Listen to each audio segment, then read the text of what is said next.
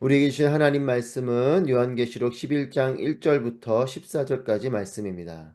어, 우리 함께 합독하도록 하겠습니다. 또 그는 내게 지팡이 같은 갈대 하나를 주며 말했습니다. 너는 일어나 하나님의 성전과 제단과 그 안에서 경배하는 사람들을 측량해라. 그러나 성전 바깥들은 내버려 두고 측량하지 마라. 이는 그것이 이방 사람들에게 주어졌고 그들이 42개월 동안 그 거룩한 도성을 짓밟을 것이기 때문이다. 내가 내 두 증인에게 권세를 줄 텐데 그들은 굵은 베옷을 입고 1260일 동안 예언할 것이다. 이들은 이 땅에 주 앞에 서 있는 두 올리브 나무요 두 촛대입니다. 누구든지 그들을 해치려고 하면 그들의 입에서 불이 나와 그들의 원수들을 집어삼킬 것입니다. 누구든지 그들을 해치려고 하면 반드시 이같이 죽임을 당할 것입니다. 이들은 하늘을 닫을 권세를 가지고 있어 그들이 예언하는 날 동안 비가 내리지 않게 할 것입니다. 또 그들은 물을 피로 변하게 하며 언제든지 원하는 때 갖가지 재앙으로 땅을 칠 권세를 가지고 있습니다. 그들이 그들의 증언을 마칠 때 무정에서 올라오는 짐승이 그들을 공격해 그들을 이기고 그들을 죽일 것입니다. 그리고 그들의 시체는 큰 도성의 거리에 놓일 것입니다.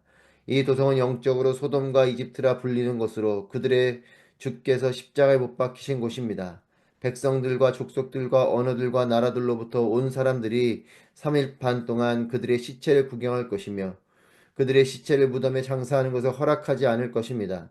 그때 땅 위에 사는 사람들이 그들로 인해 서로 선물들을 주고받으며 기뻐하고 즐거워할 것입니다. 이는 이 두 예언자가 땅 위에 사는 사람들을 괴롭혔기 때문입니다. 그러나 3일 반 후에 생명의 영이 하나님께로부터 그들 속으로 들어가니 그들은 제 발로 일어섰습니다. 이에 그들을 지켜보던 사람들에게 큰 두려움이 엄습했습니다. 그때 그들은 하늘에서 그들에게 말하는 큰 음성을 들었습니다. 이리로 올라오라. 이에 그들은 원수들이 지켜보는 가운데 구름을 타고 하늘로 올라갔습니다. 바로 그때 큰 지진이 일어나 도성의 10분의 1을 무너뜨렸고 7천 명의 사람들이 그 지진으로 죽었습니다. 이에 살아남은 사람들은 몹시 두려워하며 하나님께 영광을 돌렸습니다. 두 번째 재앙이 지나갔습니다. 세 번째 재앙이 곧 닥칠 것입니다. 아멘. 할렐루야. 살아계신 하나님을 찬양합니다. 하나님의 은혜와 또 임재하심이 충만한 여러분 모두가 되시기를 축복합니다. 요한은 지팡이 같은 갈대 하나를 받게 됩니다. 그리고 음성을 듣게 됩니다. 1절 말씀에 너는 일어나 하나님의 성전과 제단과 그 안에 경배하는 사람들을 측량해라. 스가랴 2장 말씀이 떠오르는 말씀입니다. 성전과 제단뿐 아니라 경배하는 사람들을 측량하라라고 명령합니다. 스가랴서에서는 성전을 측량하는 정도이지만 이 요한계시록에서는 성전과 제단뿐 아니라 경배하는 사람들을 측량하라라고 명령합니다. 측량은 스가랴 2장과 같이 보존과 보호를 의미합니다. 그러니까 성전과 제단뿐 아니라 그 안에 경배하는 사람들을 보존하고 보호하라 이런 의미죠. 특별히 하나님 향한 예배자들을 보호하라는 이 말씀을 주목하게 됩니다. 그러면서 성전 바깥들은 내버려 두고 측량하지 말라라고 명령합니다. 거룩한 성전 안과 달리 종말의 재난 가운데 거할 황폐한 땅을 말하는 것이죠. 성전 안과 성전 밖. 그러니까 성전 안은 교회와 예배자들을 의미하고 성전 밖은 교회를 향한 핍박으로 가득한 세상을 의미합니다. 핍박 속에서 세상과 구별하여 교회를 거룩하게 지키고 보호하라 라고 명령합니다. 또한 두 증인에 대해 말씀을 하십니다. 두 증인에게 권세를 주고 1260일 예언할 것이라 말씀합니다. 이 두 증인은 4절 말씀 보면 두 올리브 나무요 두 촛대입니다. 이렇게 이 두 증인에 대해서 설명을 해두었습니다. 그러니까 이 두 증인은 일곱 촛대의 환상을 본 것처럼 이 촛대, 즉 교회를 상징하는 것입니다. 이 교회를 상징하는 것이 이 두 증인이죠. 이 두 증인은 교회를 의미하고 이 교회는 증인이 되는 공동체를 말합니다. 말씀을 선포하고 예수를 증거하는 이 공동체를 말하죠. 두 증인에게 권세를 주고 또 그들이 굵은 베어 속에 1260일 동안 예언할 것이다. 그러니까 이 두 증인, 즉 교회를 상징하는 이 두 증인은 1260일 동안 예언을 하는, 즉 증인이 되는 그런 사람들이고, 이것은 교회를 의미합니다. 여러분, 교회는 증인이 되는 공동체죠. 말씀을 선포하고 또 예수를 증거하는 이것이 교회입니다. 이 당시에 이 요한이 이 반모섬에 있는 이 당시 말씀을 선포하는 일, 그리고 예수의 증인이 되는 것은 환난과 핍박을 맞이하게 될 일입니다. 어려움을 겪게 되는 것이죠.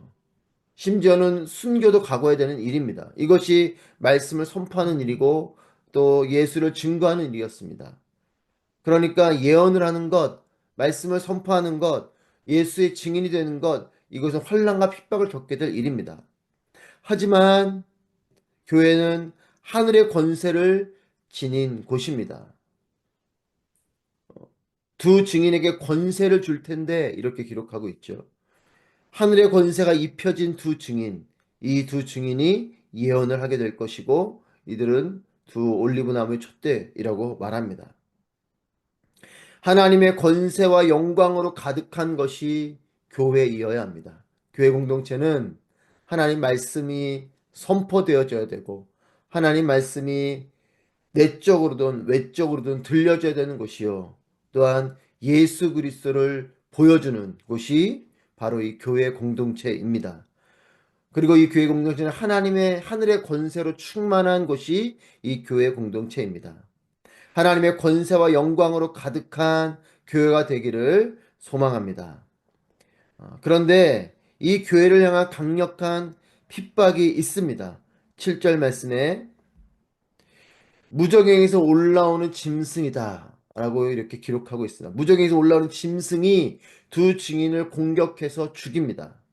이 그들의 죽음은 교회의 핍박과 죽음이요 예수 그리스도의 십자가 죽음을 닮은 순교입니다. 오늘 말씀 보시면 수치와 조롱의 죽음이죠. 예수님의 십자가의 죽으심을 닮은 죽음.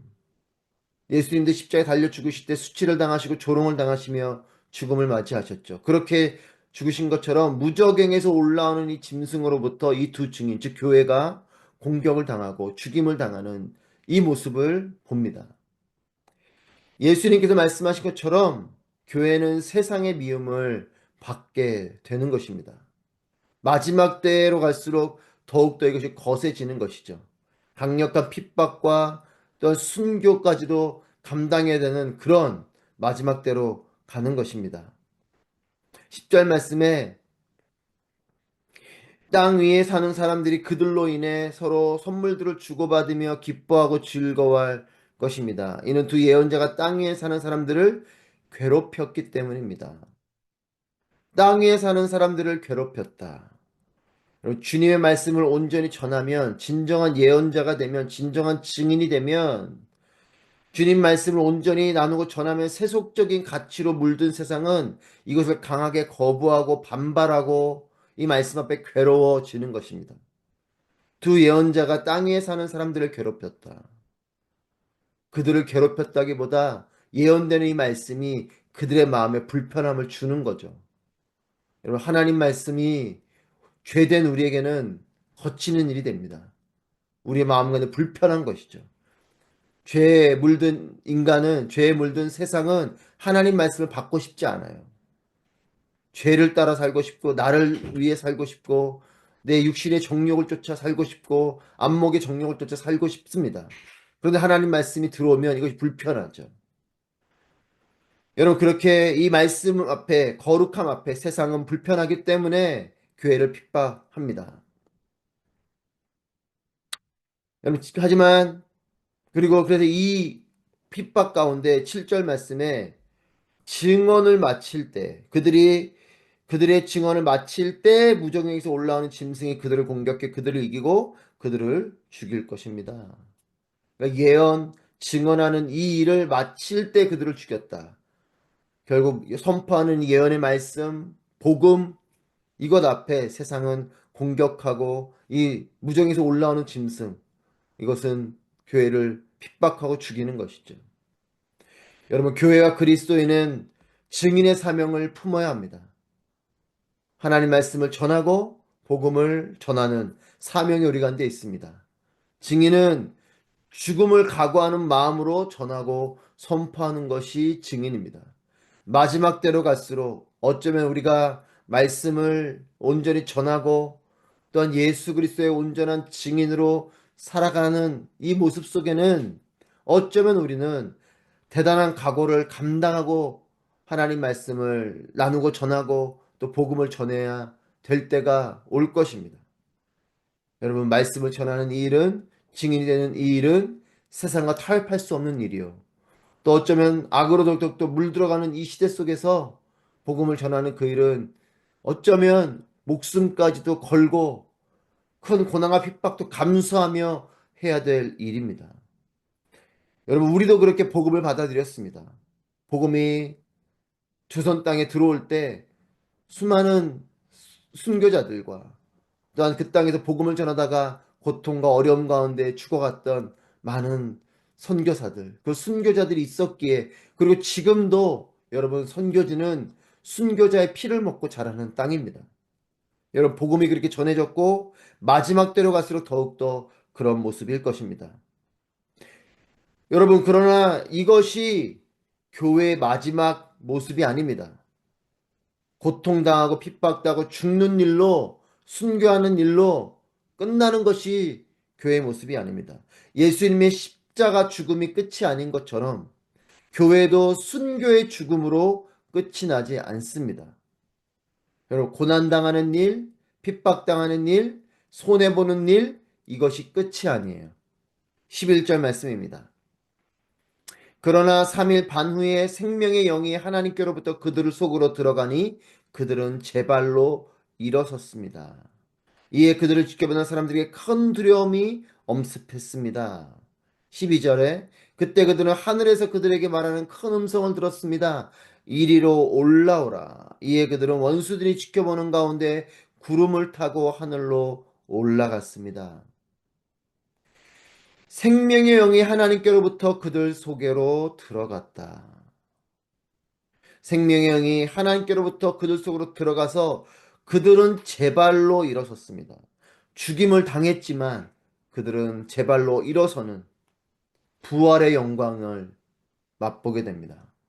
여러분, 고난과 핍박 가운데 죽임을 당할지라도 그것이 우리에겐 끝이 아닙니다. 여러분, 고난이 끝이 아니고 핍박이 끝이 아니고 여러분, 복음을 지켜가는 그 삶 속에 손해보는 그것이 우리에겐 끝이 아니고 하나님의 영이, 생명의 영이 하나님께로부터 그 속으로 들어와서 그들은 제 발로 살아나게 되는, 마른 뼈가 살아나듯이 여러분, 그렇게 생기가 들어와 마른 뼈가 군대가 되듯이 죽어있는 이들이, 죽임당한 이들이 그것을 끝나는 것이 아니라 제 발로 일어서는 부활의 영광이 있습니다. 부활의 영광과 함께 이리로 올라오라, 하나님의 천상으로의 초대가 있습니다. 여러분, 이것이 순교자가 누리게 되는 영광인 것이죠. 믿음을 지키고 살아가는 사람들이 여러분, 죽음을 맞이하고 나서 겪게 되는, 만나게 되는 부활이죠. 또 하나님의 초대에 따라 천상에서 또 영원히 하나님과 함께 사는 그 영광을 누리게 되는 것이죠. 여러분, 이것이 순교자의 영광이요, 이것이 교회의 영광이요, 이것이 그리스도인의 영광입니다. 여러분, 우리는 죽음을 두려워하지 않는, 다시 살 것이요 또 하나님께 들림받아 하나님께 영원히 함께 사는 이 영광이 우리 가운데 있음을 우리는 믿고 살아가는 사람들입니다. 여러분, 그렇기에 여러분, 스데반은 천사와 같은 얼굴로 죽음을 맞이한 것입니다. 죽는 일이 뭐가 그리 좋겠습니까? 하지만 영광이 있는 것이죠. 복음 때문에, 하나님 때문에, 하나님 영광 때문에 손해보는 그 일, 때로는 죽음까지도 감당하게 되는 그 일이 여러분, 우리에게는 고통스러운 일이지만, 정말 불편하고 힘겨운 일이지만, 여러분, 그것이 우리에게는 끝이 아니고 하나님 주시는 영광이 있고 부활의 영광, 또 하나님의 영원히 사는 그 놀라운 축복이 있는 것입니다. 예수님께서 누리신 축복과 은혜죠. 십자가의 죽으심 위에 그것을 끝이 아니라 부활하시고 승천하신 예수 그리스도. 그 예수 그리스도의 그 영광이 순교자들에게도, 또한 복음을 오롯이 지켜낸 교회에게도, 또 믿음을 온전히 지키며 살아간 그리스도인들에게도 임하게 되는 것입니다. 여러분, 예수님께서 누리신 부활과 승천의 영광을 복음을 위한 순교자들이 누리게 될 것이고, 우리도 그렇게 그 영광을 누리게 될 것입니다. 이것이 세상 속에서 우리가 품어야 할 소망이고, 세상 속에서 우리가 품어야 될 영광이고, 세상 속에서 우리가 품어야 될 능력입니다. 여러분, 가장 큰 능력은 죽음을 뛰어넘는 능력이에요. 여러분, 세상은 많은 것을 가지고 있는 것처럼 보이지만, 여러분, 생명의 문제를 해결할 수 없습니다. 죽음의 문제를 해결할 수 없습니다. 여러분, 죽음을 뛰어넘는 능력만큼 강한 능력은 없어요. 여러분, 한 사람의 인생도 그렇습니다. 목숨 걸고 하는 일만큼 강력한 일은 없습니다. 여러분, 뭔가를 소유하고 일하기 때문에 그것이 능력이 있다고 보입니까? 그렇지 않습니다. 여러분, 물질을 가지고 하는 일보다 생명을 걸고 하는 일이 더 강력합니다. 여러분, 복음을 살아내는 삶이 되시기를 축복합니다. 삶을 통해 예수 그리스도의 증인이 되시기를 축복합니다. 예수님의 증인은 담대해야 합니다. 세상의 거센 저항 앞에 설지라도 흔들리지 않는 그런 예수님의 증인이, 그런 담대한 증인이 되시기를 축복합니다. 증인에게 주시는 하늘의 권세가 우리에게 힘이 될 것입니다. 고통이 우리를 무너뜨릴 수 없습니다. 죽음도 우리를 넘어뜨릴 수 없습니다. 부활의 영광으로 우리는 다시 살게 될 것이요, 하늘로 들림받는 하나님의 백성으로서의 영광이 우리에게도 가득하게 될 것입니다. 사랑하는 여러분, 오늘을 살아가면서 때로는 복음 때문에, 하나님 말씀을 오롯이 지켜가는 것 때문에 손해보고 힘겨울지라도 절망하지 마십시오. 우리에게는 부활의 영광이 있고 하나님과 영원히 함께 사는 그 축복이 있습니다. 오늘도 우리의 삶의 자리에서 눈을 들어 하나님을 바라보며, 또 하나님의 영광과 장차 우리에게 임하게 될 그 놀라운 영광과 축복을 바라보며 사는 하나님의 사람들 되시기를 축복합니다.